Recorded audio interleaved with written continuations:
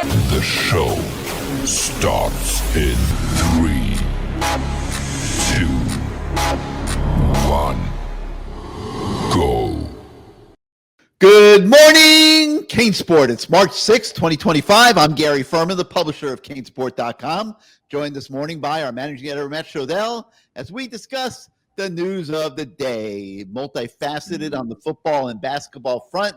The Canes had spring practice number 2 or 3? No, 2. 2. Yeah, number 2 yesterday. Wow. Getting ahead of myself there. And then also on the basketball front, the hiring of Jay Lucas is now final. They have a signed contract in hand. Formal announcement probably looking now like it'll be Monday. But Jay Lucas will be the next basketball coach at the University of Miami. We'll talk about that a little bit in a minute. But Matt, first I want to talk about yesterday's practice number 2 that we witnessed a portion of out at Green Tree in the Carroll Sofer indoor practice facility. Got to make sure I get that in, keep Carroll on my good side. But very interesting and we're starting to see a few things take shape. And I want to talk about first, Matt, the offensive versus defensive line full speed drills that we had the opportunity to watch. And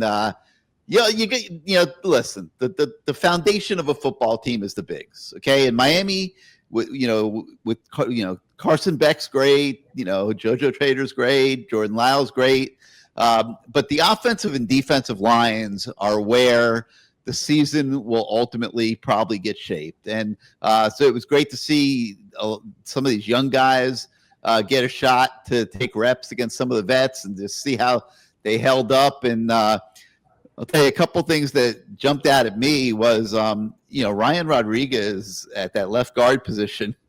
I mean, I don't know how he does it. He's a little bit undersized. He certainly does not look the part of a Division I major college monster, but somehow the kid just always manages to find himself on the first team. He won the job last fall, ended up starting the Gator game, got hurt, and now here he is. He's come back from his injuries and it's spring practice, and he's right in there as the first team left guard, right where he left off. And doesn't look to me like anyone's ready to unseat him. And so we had a good chance to spend some time with Ryan Rodriguez yesterday. You can see that story on the website. You can see the video on our YouTube channel. Pretty interesting kid, and I give him a lot of credit, Matt, because he's doing it on his own. I mean, he doesn't have a ton of natural ability. Was very undersized when he came to college, has just hung in there. There was a time where it looked like he might be a casualty headed to the transfer portal. He just kept battling, kept competing, and earned his way into the hearts of Alex Mirabal and Mario Cristobal. So that was one thing. And then the young defensive lineman that really stood out to me was Armando Blunt. He's really coming fast. He's bigger, stronger. I mean, my only regret with him is that they didn't redshirt him last year. He's actually a sophomore. I'm pretty sure coming into this season. I don't have the roster in front of me, but I'm pretty sure he is a sophomore. And but he looks really, really good, and I think he's going to help a lot this year. So, Matt, let me toss it to you. Your impressions. Let's focus on this offensive versus D-line drill. And what'd you walk away from on that? Yeah, it was inside run drill in shorts. Okay, so what I like most, you can only tell so much how guys look in those situations, honestly. They're not tackling the running back, they're just sort of thudding a little bit. But what I like the most, and yeah, Ryan Rodriguez, like, he's not going to wow you with his size. He's not one of those guys who shows up at Denny's at 2 a.m. and people are like, "Are you a football player?" They're like, "Hey, that guy probably can eat, 50 pancakes and 40 orders of bacon and eggs, So good for him. Good for him that despite maybe having some physical limitations, that he's worked hard on his technique. He knows what to do. He's impressed Alex Mirabal and Mario Cristobal. Because honestly, like, if there's one position on this team where I'll say, there's no point in Gary or myself ever second guessing, it's on the offensive line. I mean, there's no better experts on the offensive line than those two guys. And if one misses seeing something or favors a guy because, he gets Mario his cafecito every morning or something. Like the other guy will be like, no, that guy should not be starting. Those are two of the most brilliant offensive line minds in the country.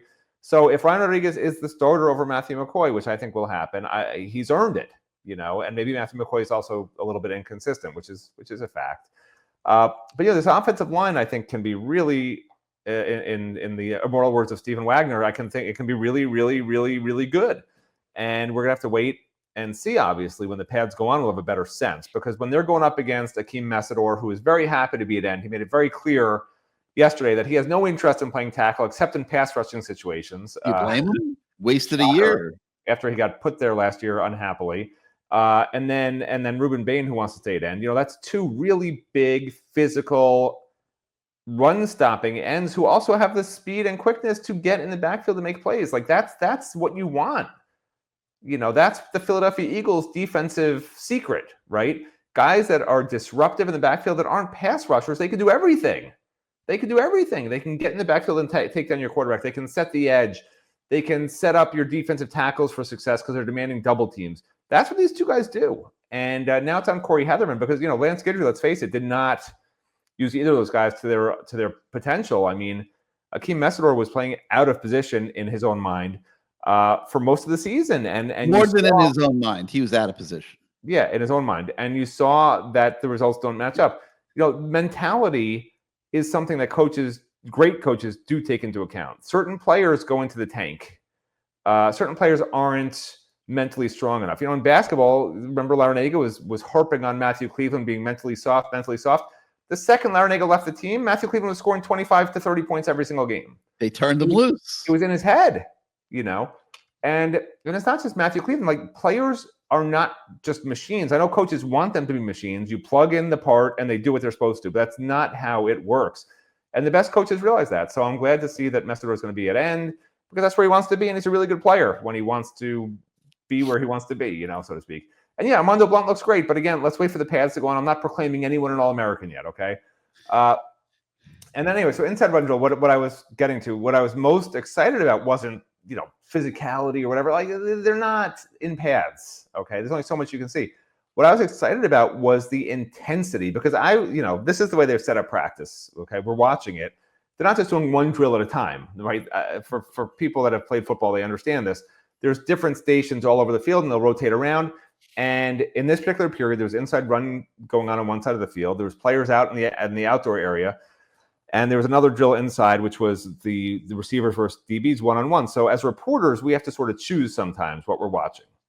And in this particular instance, it was the beginning of wide receiver versus DB. So I'm like, that's what I'm looking at. I can't look at everything at once, right? You have to focus on one thing and really get an understanding of it before we move on to the next. Sorry, say it again? So you got to be able to multitask. Oh, yeah. Not me. But I heard so much enthusiasm and yelling and bickering and just noise from the other side of the IPF that I went over. I'm like, I don't need to watch Judd Anderson throw misfire passes to his receivers. I am going to watch this instead.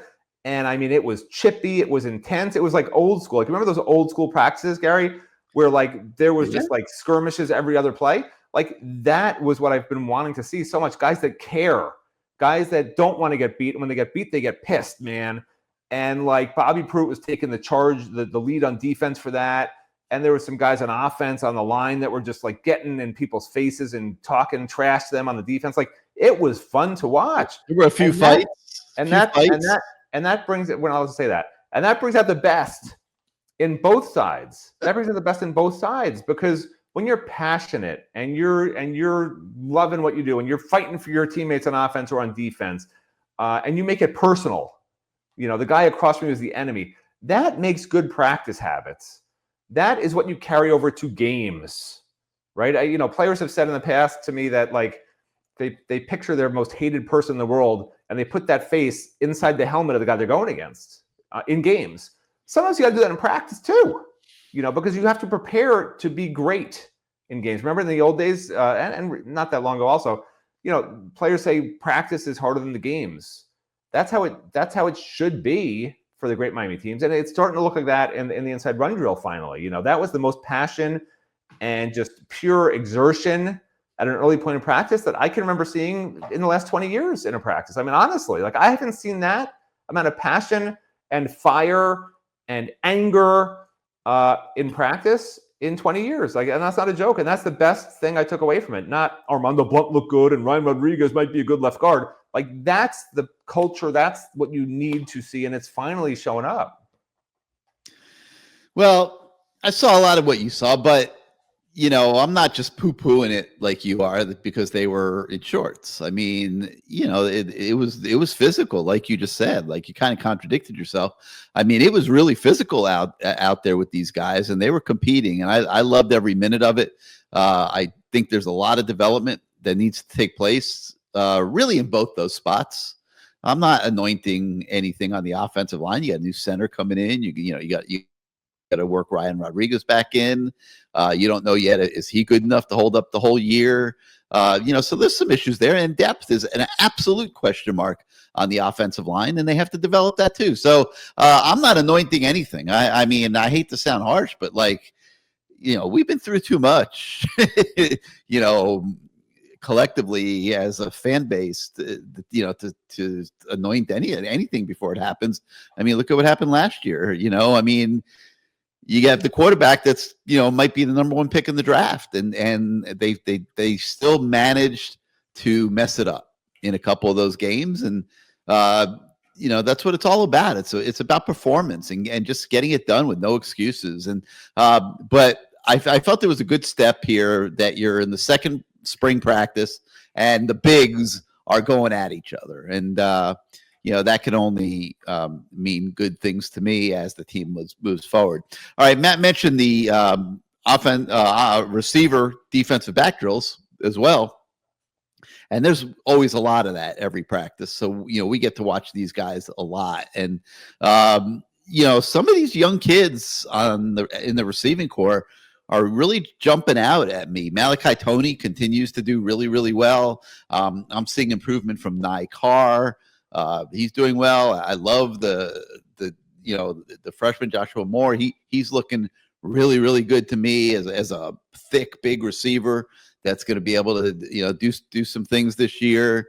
And really, it's those young guys that are standing out the most. I mean, JoJo Trader obviously makes a good play here and there, and other guys as well. But Dalen Upshaw is another one that I'll mention who's been doing very, very well. So these young kids that are in the receiving corps are doing really well. Now, does that mean that they won't need to go in the portal and get themselves one or two vets to supplement these kids for next year? I would advise that. I don't think you can rely on true freshmen when the lights go on, and you can use them, but unless you have an elite one, like say the Ryan Williams kid at Alabama last year, it helps to have some veteran guys that have played some college football that aren't going to be intimidated by any situation that comes up during the season. So, we will see how that develops there. And, Matt, as far as DBs, there's so many of them. I think there's 17 on the roster. They're moving them around so much, playing them at both safety and corner and different sides and the whole thing. It's really, really hard for us to give you guys like a great evaluation on the DBs, just because of how disjointed it kind of is right now. But we will be continuing to watch that here as it goes forward. I thought that Zechariah Poyser stood out to me a little bit today. I like what I see there. Xavier Lucas was impressive to me as a big corner. I mean, I like the idea of Miami being big and physical on the outside. So that was a good sign, and he does a pretty good job in coverage. I mean, we saw JoJo Trader beat him on a slant, but that's like kind of no man's land sometimes for corners if you're talking about 1-on-1 and you're having to cover a receiver going across the field like that. That's asking a lot by yourself. But so some good things, Matt. But I think you would agree that it's hard for us to really say anything definitive right now because it's just so early in the game. Well, you say that, but remember it was last spring. Remember Mish Powell came in and he was going to be great, right? Came from Washington, can play nickel, can play corner, can play safety, like could do everything, really seasoned guy. And immediately in the beginning of the spring, the warning signs popped up. Could not even stick near Xavier Restrepo. And we're like, well, nobody can stick with Xavier Restrepo, But as it turns out, those red flags, turned into rip currents. It was the truth. He can't cover. And that burned Miami numerous times during the season. And so now it's good to see guys like Poyser, who looks more athletic and faster, able to stick with guys a little better, even though he gives up catches here and there, but he's at least with guys and looks like he can move and has some physicality, even in shorts. And Xavier Lucas, I think, looks great. I think Brantley has been the biggest disappointment to me. I thought I was penciling in Brantley as a starter heading into spring ahead of Lucas, but it's not even close. I mean, Brantley is. I mean, he's just small. He's struggling to stay with guys. Carnley also has not impressed me. So I think right now the job is honestly Lucas's to lose. I could see Lucas and Frederic on the outside. Damari Brown probably at nickel over Brantley, who I think probably winds up at nickel. The only wild card here is if they decide in passing situations, because the safety numbers are so bad, if they put a guy like Lucas at safety, because you look at him and he's a big physical corner and he could play safety. I mean, so it'll be interesting to see, because they are moving guys around to different positions and it's hard to say who will work where. I will also give a shout out to Chase Smith, because, yesterday he started working with the ones a little bit and he looks the part. He really looks like a really big, physical, fast linebacker. Maybe this will be the year he puts all those injuries behind him and actually does something. Continue to be impressed, obviously, Bobby Pruitt, who can play outside linebacker, striker, can cover, can run, like he can do everything. So that's exactly the kind of guy that Heatherman loves. So I think Pruitt's in line for a big season. And then, before you're talking about the receivers, and the big mistake Miami might make, and we'll find out, they need two receivers in the portal. They need a top outside receiver and definitely a top slot receiver, okay? Like, to me, that's a no-brainer. You have to pay and get those guys, period. The danger zone comes in when you see a Malachi Tony who looks so damn good. I mean, he looks like he could be a star from the get-go, like fast, explosive, has that, he's doing stutter steps on his routes. He has that swag to him. Like he doesn't give an F, he just goes in and plays. But you hit the nail on that. He's a freshman. Like I'm not a fan of putting all first year and second year guys at receiver and hoping they're the guys that Carson Beck can find and light it up with. I want veterans.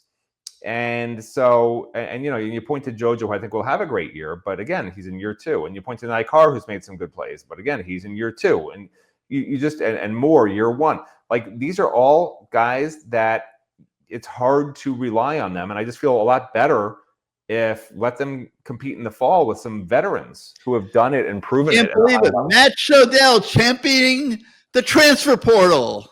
Yeah. No, never thought I'd see that, but I do agree with you. There's unlimited numbers, so it's a whole different ballgame. The portal's here for a reason. My issue with the portal has always been take free agents. I don't know why you think I'm changing my stance. I'm saying take 2 free agents at receiver. My whole thing has always been don't take just another guys out of the portal and waste your spaces or your money that could go towards recruits. Like, that's, to me, doesn't make any sense. So this is not against my mantra. I want only free agents. I'm saying get 2 free agent wide receivers.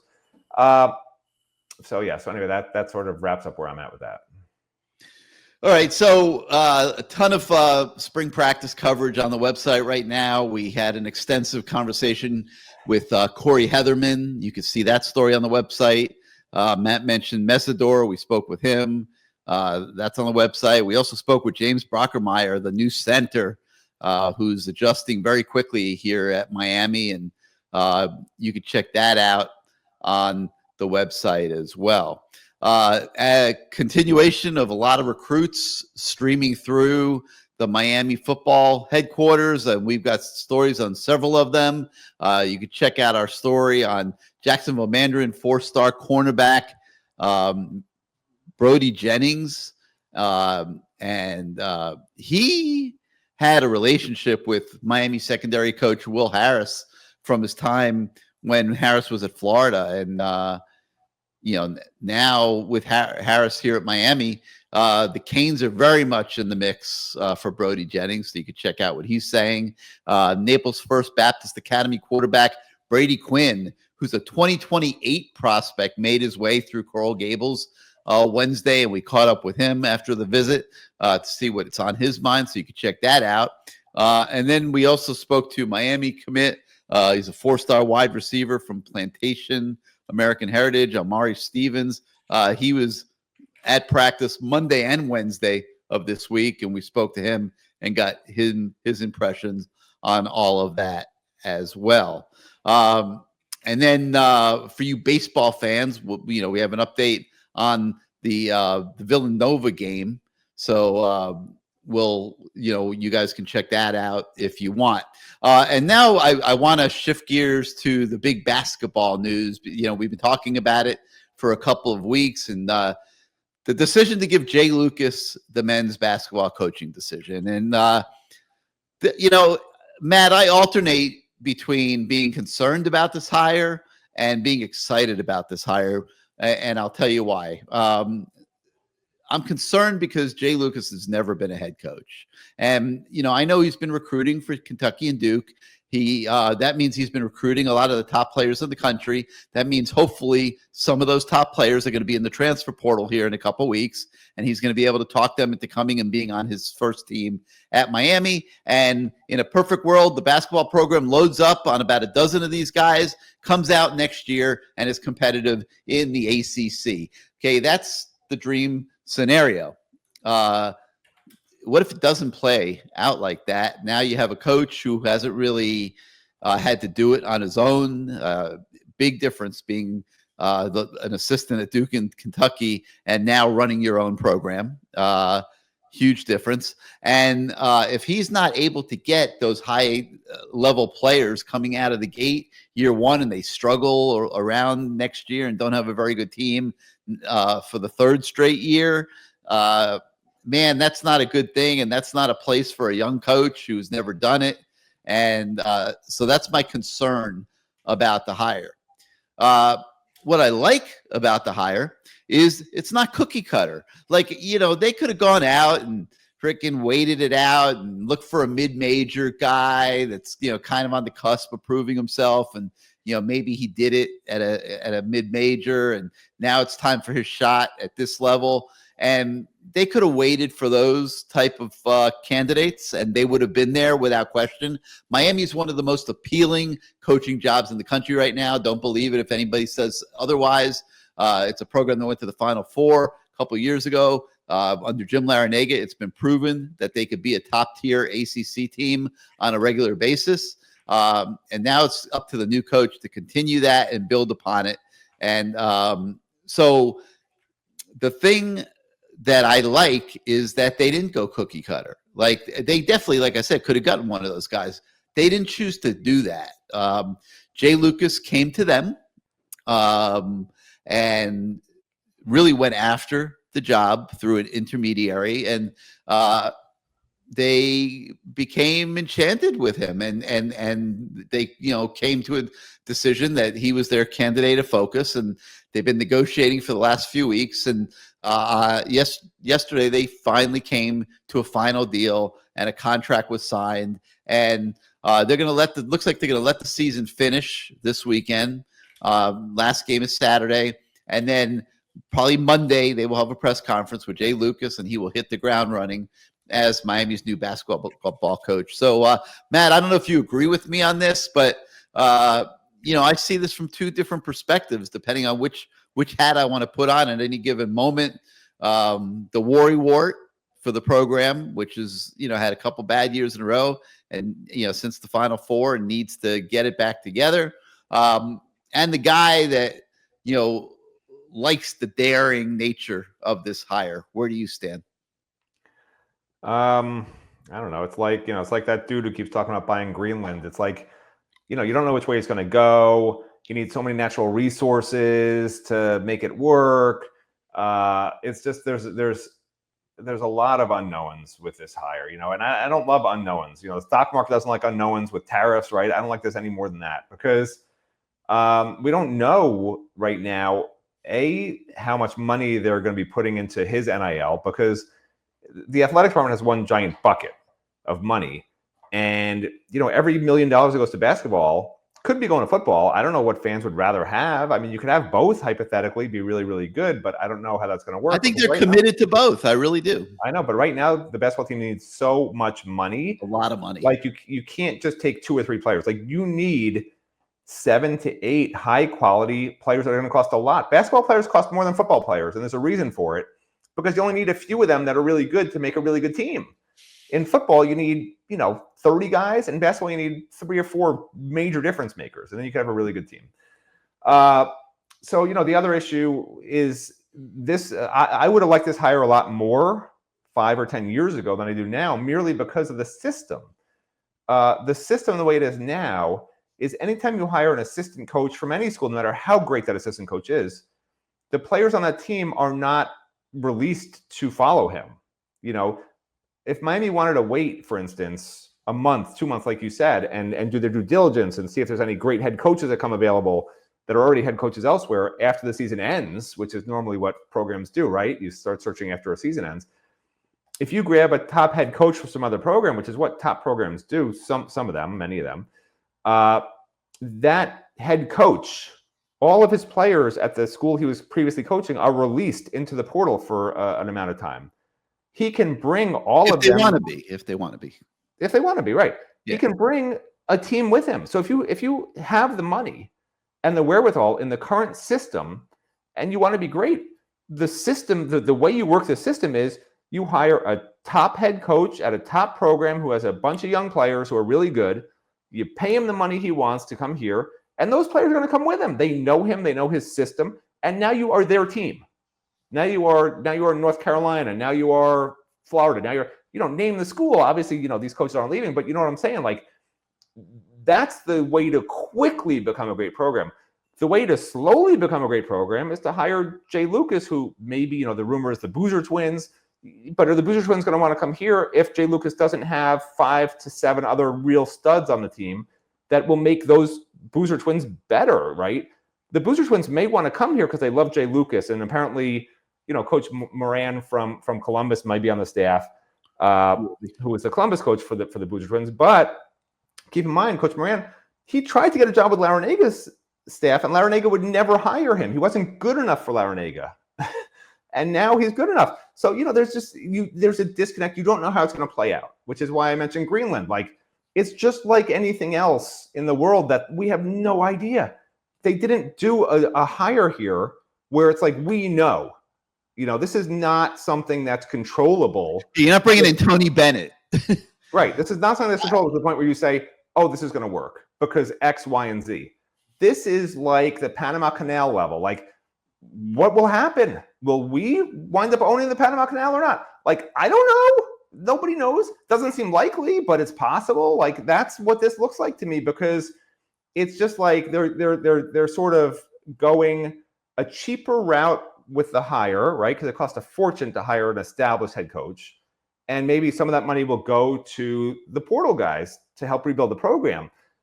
But will portal guys want to come play for a guy who's in his first year as a head coach of all time, putting together a brand new staff at a program that for 2 years has been really bad, that has nothing that you could say, okay, at least there's 3 or 4 guys that'll be. I don't know if they'll keep one player, Matt. I don't know. So it's a massive rebuilding process that has to happen in a 28-day portal window, because recruiting isn't going to fix this, at this point, right? Those guys have all signed. So I don't understand. I don't understand how it's really going to work unless they spend a fortune in the portal. They're going to have to spend a fortune, and if they do that, they could be successful. And if they don't, then, like you said, it's going to be a rough first year, man. And then it's an uphill battle after that. It's just going to be tough after that. So I'm hoping that they've found some major donors who are going to keep the football commitments and keep giving tons of money to football, and just say, hey, look at this. I dropped my piggy bank on the floor. I didn't know I had, and it had, $20 million in it, $15 million in it. This hire was made by Jose Mas, probably Miami's probably biggest booster now. and the president's office. And, they wouldn't have been able to do this or even think about it if they weren't willing to devote the assets to the situation. So they will. They will have a very good, healthy NIL budget for basketball for Jay Luke. But remember, right? The whole point is, even with that money, they need to convince players they're going to be playing with other great players, and that's gonna and in a very short time frame. In a very short 28 days. Like, that's the tricky part for a guy who's never been a head coach who has to make this all come together. It's going to be really, really interesting to see what happens, and we'll know by the middle of April. Like, like, is this a disaster, or is it, wow, this is so exciting? Did we buy Greenland and get all their minerals, or did we not get Greenland? We're going to find out in about a month and a half. So it's going to be a lot of intrigue for sure. Yeah.